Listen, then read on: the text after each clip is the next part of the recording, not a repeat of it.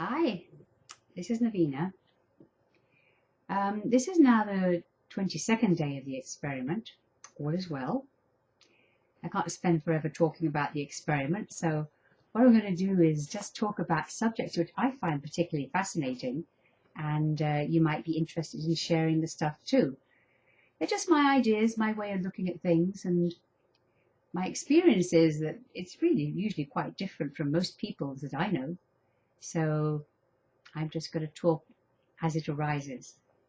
So the particular thing I want to talk about today is the question, do we ever access the moment of now?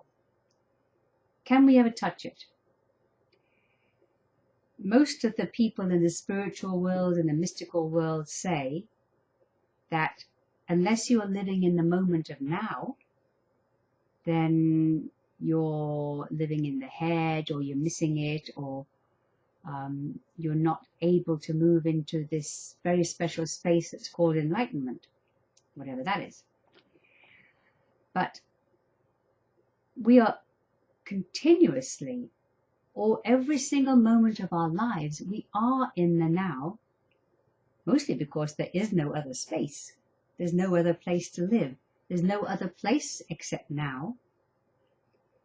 Because anything that we think about for the future are simply the result of thoughts going through our programmed mind, based upon ideas and thoughts and hopes and dreams, and the programs that the mind has received. And we expend that out into the future, and we think of that as the future. But that's just a mind trip. Also the past. The past is no longer there. As soon as it's gone, and it's not there anymore. What's left are memories. And we go back on our memories, we sort them out, we enjoy them or we dislike them. But the past doesn't exist. The future doesn't exist except in the mind, both of them in the mind. So where is this now? And how do we touch it? How do we see it? What I find really, really interesting is that the mystics say that when you're in the mind, you're far away. It's like you're somewhere else, your mind is far away, thinking about some dream or some thought or whatever else that's going on at the moment. And I think that's absolutely true. Somewhere a little closer to the mind, to the now, are the senses. They say you kind of go through the senses and you touch and you feel and you pay attention. It's the awareness that counts. And you pay attention to the present moment in which you touch things or see things. And that brings you a lot closer to the now. But still, it doesn't bring you there. And I want to explain why I think that is so. Because I don't think people really pay attention to this detail. That when your eyes see something, anything, there are a vast amount of things that have to happen before you have recognized that you have seen it. Their awareness, it has happened. The very moment of now is when the eye or the hand or the ears or whatever it is touches whatever is out there that it's looking at. I'm going to talk about the eyes, and you can just extrapolate for the rest of the senses. But when the eye lights upon something, sees something,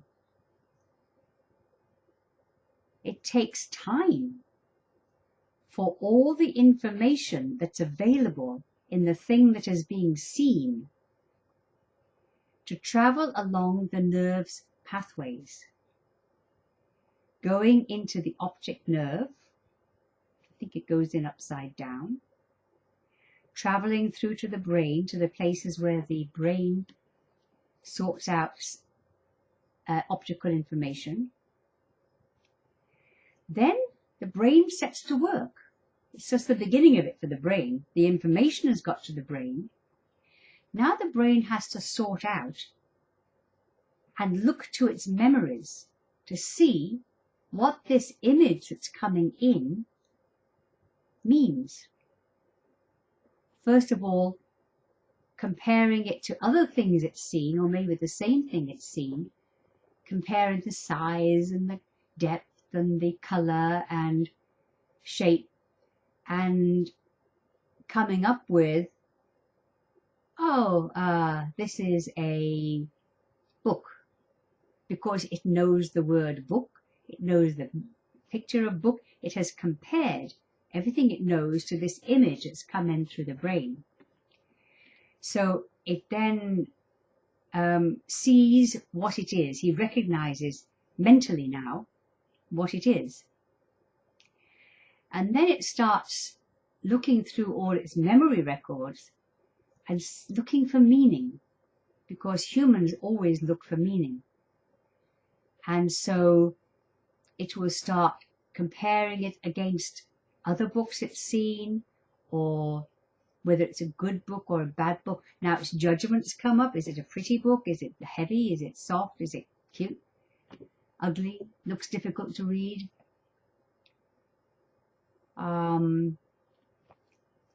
If the image it was seeing, let's say it was a piece of rope on the ground, it will compare and rope, but there might be some confusion there, because maybe it's a snake.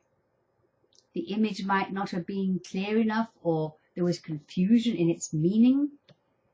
And so now the brain has to sort out whether this image that it's seeing, a rope or a book or whatever it's going to be, is dangerous or not. Because the prime directive of the human, of the mind, is that it is a survival strategy. So now it has to decide whether it's going to be fight or flight.